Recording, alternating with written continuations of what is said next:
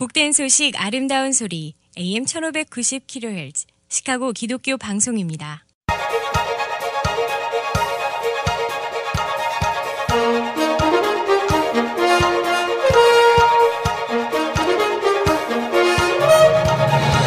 김정일 해설위원의 시사 해설. 세상을 넓게 봅니다. 삶의 지평이 넓어집니다.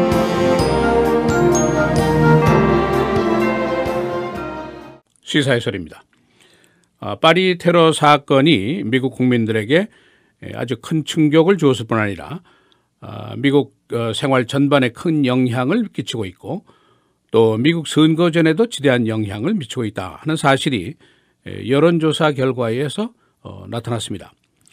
우선 국민들이 이 테러에 대한 분노 또는 공포감 이것이 아주 크게 상승한 것이 감지가 됐습니다. 이번 땡스기빙 연휴에 일부 시민들은 가족 방문을 취소하는 사람도 있었고 또 총기 구입을 결심한 사람들도 많이 나타나고 있습니다. 또 한 가지 이번 선거전에서 테러 이슈가 그동안 하위에 머물고 있었습니다만 최우선 이슈로 껑충 뛰어올라갔습니다. 그리고 선거전에서 이 테러리즘에 대해서 아주 터프한 발언을 했던 후보들의 지지도가 오히려 크게 올라가고 있습니다. 그리고 이번 선거전에 큰 관심을 쏟고 있다는 국민들의 그 비율이 30년 만에 최고치를 기록했습니다. 이번에 파리 테러 사건이 과거에 런던 테러라든가 마드리드 테러라든가 보스턴 테러 심지어는 911 테러 때보다도 그 충격의 강도가 더 높지 않느냐 그런 분석이 나타나고 있습니다. 그 분석을 하는 사람들은 이유를 대고 있는데 복합적인 이유 때문이다 이렇게 얘기를 하고 있습니다. 첫째는 테러의 주체가 이제 아이시스인데 지금까지 테러리스트 중에서 가장 극악한 존재들이죠. 인질의 목을 참수하고 식당이고 극장이고 뭐 아무데나 들어가서 일반 시민들을 골라서 무차별 살상을 하는 잔인한 존재들이다. 이것이 중요한 그 영향이고 또 하나는 그 시리아 난민 문제하고 맞물려 있다 하는 문제를 지적하고 있습니다. 미국 땅에 난민을 받아들여야 할 것인가 아닌가, 안보가 우선이냐, 미국의 가치가 우선이냐 이런 논란이 지금 계속되는 가운데 이 문제가 이제 불거져 나온 것이죠. 세 번째는 오바마 대통령의 중동 정책에 대한 국민들의 의구심이 상승하고 있다 그런 얘기입니다. 오바마 대통령이 파리 테러 사건 직전에 아이시스는 컨테인되고 있다, 억제되고 있다라는 얘기를 공교롭게 했는데 국민들이 이것을 사실로 받아들이지 않고 있는 것이죠.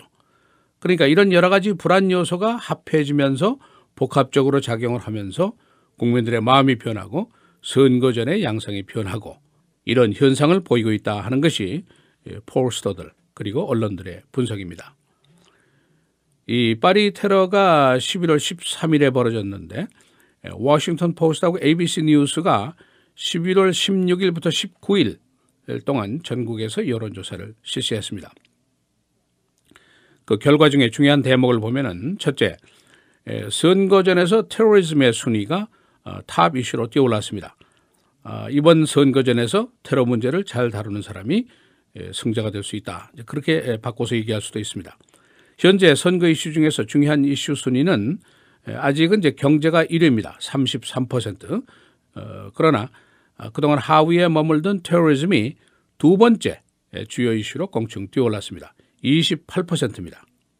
그리고 그 뒤로 이제 헬스케어, 이미그레이션, 텍스 이런 이슈들은 한참 뒤처져서 중요하다 이런 의견들을 보이고 있습니다. 두 번째로 이번 선거에 큰 관심을 쏟고 있다 하는 응답자가 많이 늘었습니다. 75%나 됩니다.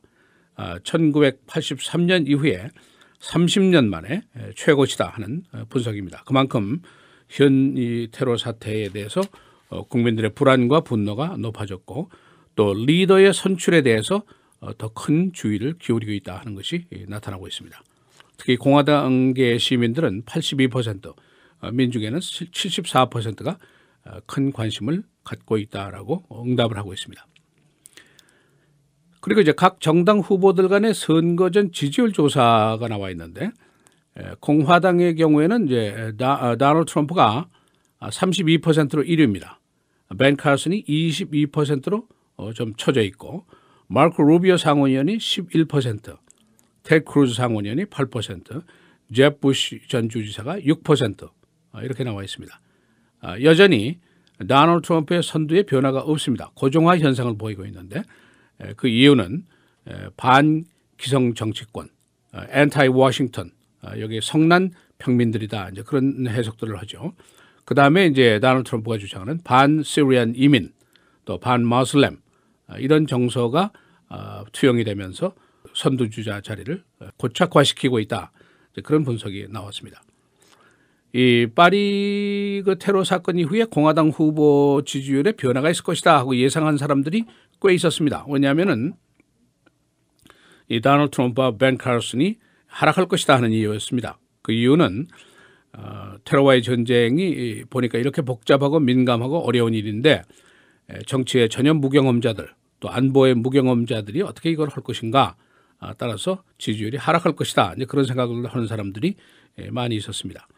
또 파리 테러 사건 이후에 그들의 이제 그 발언 내용들이 보통이 아니었죠.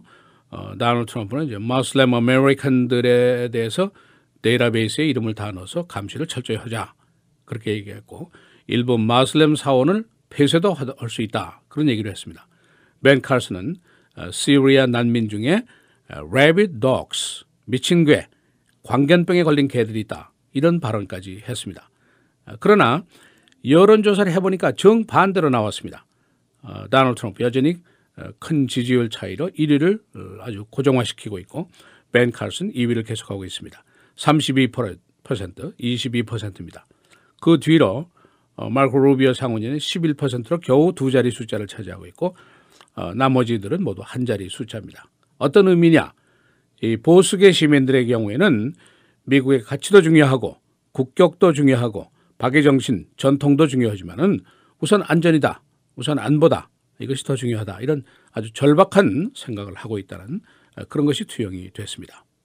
그래서 지난 주말 유세장을 보면은 린지 그램 상원의원이 존 맥케인 상원의원하고 함께 유세를 했는데 시리아와 이라크에 10,000명씩 지상군을 파병하겠다 하고 약속을 했습니다. 지금 오바마 대통령이 세우고 있는 전략, 공중 공격으로 해결한 반군 무장으로 한다 하는 전략은 말도 안 되는 소리다 하고 이제 크게 공격을 했습니다. 한편 민주당 후보 여론조사를 보면은 클린턴 대 샌더스 여전히 26%의 격차를 보이고 있습니다. 클린턴이 선두입니다.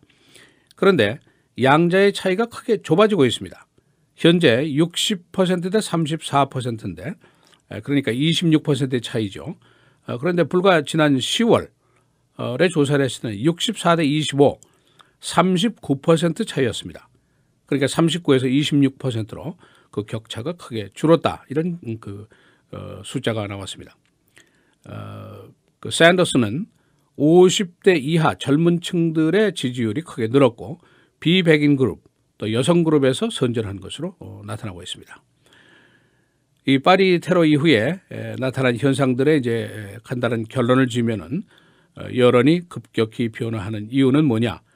복합적인 문제들 때문이다. 상대가 극악한 아이시스라는 것, 시리아 난민 수용의 논쟁이 벌어지고 있다는 것, 오바마 대통령의 안보 정책에 대한 우려가 높아지고 있다는 것, 이런 것들이 모두 합해서 작용을 하고 있다. 그런 얘기입니다.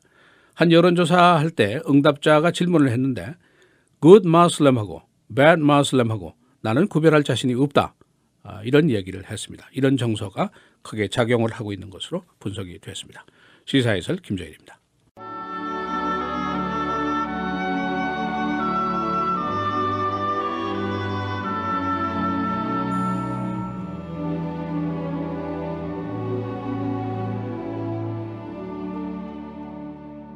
내가 그리스도와 함께 십자가에 못 박혔나니 그런즉 이제는 내가 사는 것이 아니요 오직 내 안에 그리스도께서 사시는 것이라.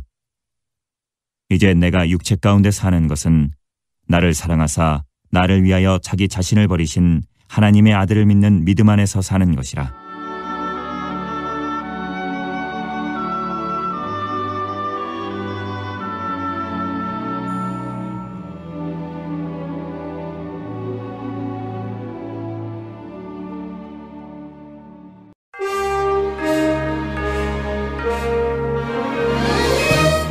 헤드라인 뉴스입니다. 브뤼셀 경찰은 테러 비상이 계속되는 가운데 지난 주말에 테러 관련 용의자 21명을 체포했습니다. 브뤼셀의 지하철은 폐쇄돼 있고 학교도 휴교에 들어가 있습니다.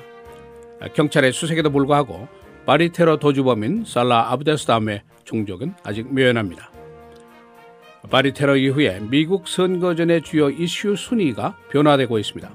테러리즘이 주요 이슈 2위로 등장했습니다.